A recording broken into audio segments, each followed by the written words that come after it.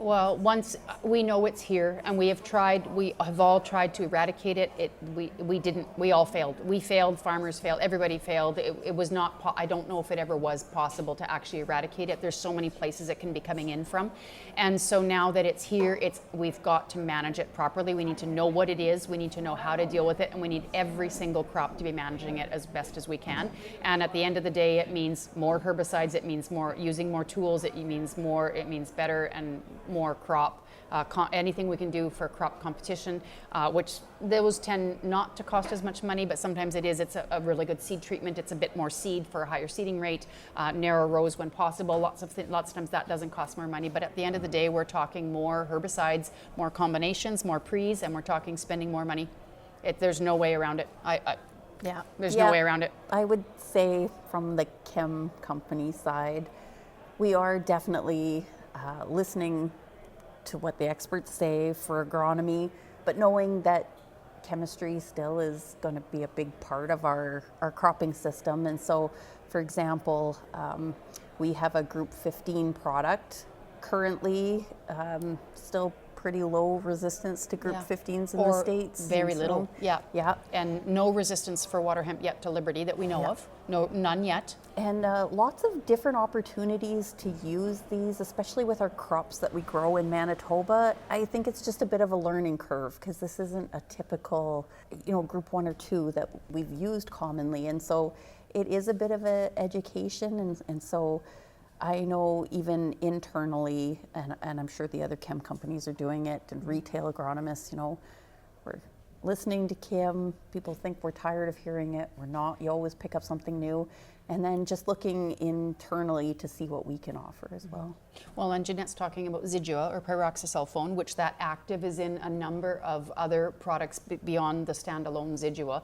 Great product and has activity on both kochia and Waterhemp. Suppression of one of those, right? I think. Yeah, kochia is more suppression, but control of the pigweeds. So it's excellent pigweed product. So again, there's a really good product that we have not used much yet, and I think that's a great place to look. Okay, I can add. There's some add-ins. We always talk about we're not going to spray our way out of a herbicide resistance issue, but we're still going to spray something, and we need to be spraying the right things, and we need to be spraying the right things because we're still spraying. We still use glyphosate despite glyphosate resistance. We have to. It works value. on lots of weeds. Yeah. It's a great product that works on tons of weeds. It's just there are some that it doesn't work on, and because of that, we have to do other things. But we're not going to stop spraying glyphosate because it's still a great, really cheap product that does a great job on a lot of weeds. So of course we're going to keep using it. We just need to start adding stuff to it. We complement it. We have to complement it. You have to start adding things in because then it works better.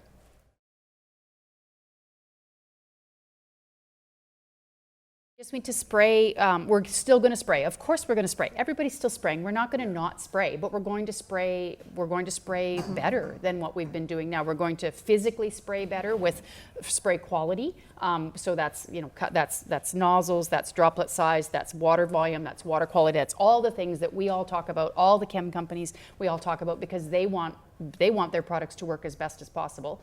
So it's that, and then it's using the right products at the right time and the right combinations of products where it just means more products now.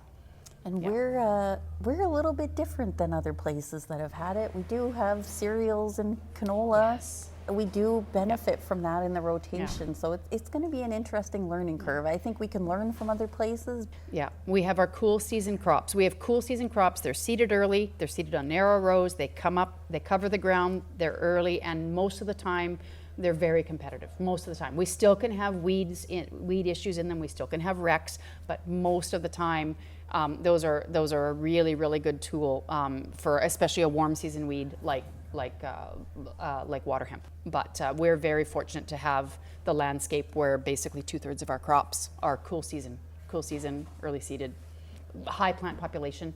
Again, canola, maybe 250,000 plants, maybe a little bit more, depending on how many live plants you actually have. Wheat, barley, like that can be 1 million plants per acre. And something like corn, like what are we at, 32,000, 34,000. Sunflowers, I think, is 28,000. Like you're just not covering the ground, and you can't cover the ground. I don't think until it's very, very late in the season, and that's an issue. Sometimes I like those crops though that aren't as competitive because it does challenge you to think outside the box. Well, and there's different groups in there. I mean, we've been using Group 27 in wheat for a very long time. We've had Infinity on the market for since the probably getting close to 20 years. Yeah. But we're seeing a lot more. Our corn growers have really adopted different technology or different herbicide groups, and so we're seeing some really good weed control in corn. They've really adopted some of these new products, and well, I mean, you guys started it off with Armazon. I mean, look at how the Armazon atrazine tank mix was just, that was maybe 10 years ago. That was something new, and that did a really great job of cleaning up some of these weeds. So having those crops in the rotation, I think, has given us opened up some other avenues for us. Sunflowers, we're not going to talk about sunflowers because there's just nothing. There's nothing there. You don't have enough memory. No, there's nothing. But something like corn, and in our soybeans now, because we've got the different herbicide tolerant systems, and so we've got the Extend system, we've got the Enlist, we're going to have Extend Flex out this year for the first time, and so we're going to have these in probably 2 years. They're going to be a Group 27 resistant coming from Bayer. So we're going to have more and more tools in some of these special crops or less competitive crops. So we do, in a way, that they give us more tools than our traditional cereals and canola have. So they are, that's actually a really good point, yeah.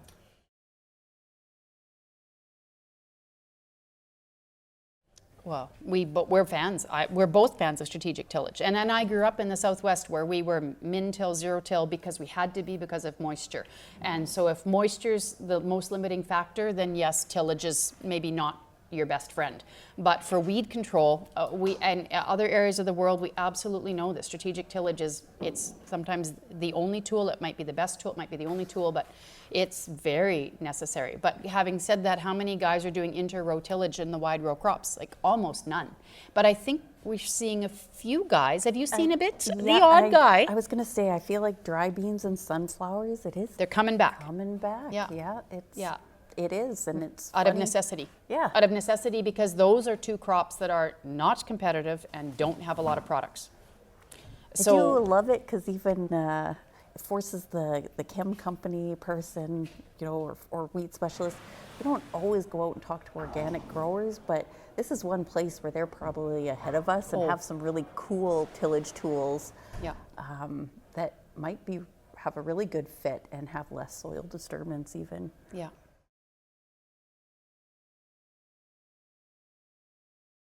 Feel like it's an ongoing conversation and this is the nice part of me coming out again. I feel like it's just so doomsday, and it has been for a long time, and it needs to be. And Tammy always reminds me of that. Just spell it out. You need to do something about it because it is that bad. And you've said that, especially for water hemp. So I think it is pertinent to instill some fear. On the same token, I'm still cautiously optimistic. I think there are things that we can tweak. We just have to be open to tweaking. Yeah, and I think that guys just need to get going. You need to be aware. There are farmers out there, like I said, we were talking, is it 20%, 25% of the farmers that are out there and they're doing all the things that we've talked about here today, and they're doing it and they're ahead of it. Does that mean they're not going to get water hemp? No, they're probably still going to get water hemp, but they're going to be able to manage it. I mean, it's a terrible message, and I feel like all I do is give bad news, but at the end of the day, we're all still farming, we're all still going to eat, somebody's growing crops, and we just need to do it as best as we can to stay as sustainable as possible and to stay as economically sustainable as possible. And I don't think, even down in the States, it's not that where some of the weed resistance issues are horrible. They're still farming.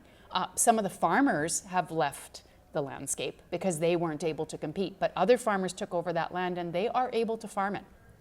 It's a ton more management, but that land is still farmable. So we've not got to the point anywhere in the world where land is not farmable, and I don't think we'll get there. It's going to be a ton more management, and so it'd be nicer if we started, the earlier we start, the less dire it gets as we go further on. So yeah, it's a bad news story, but at the end of the day, we're going to keep farming, and the land is still farmable. And we're still growing crops because people still are eating. People still got to eat.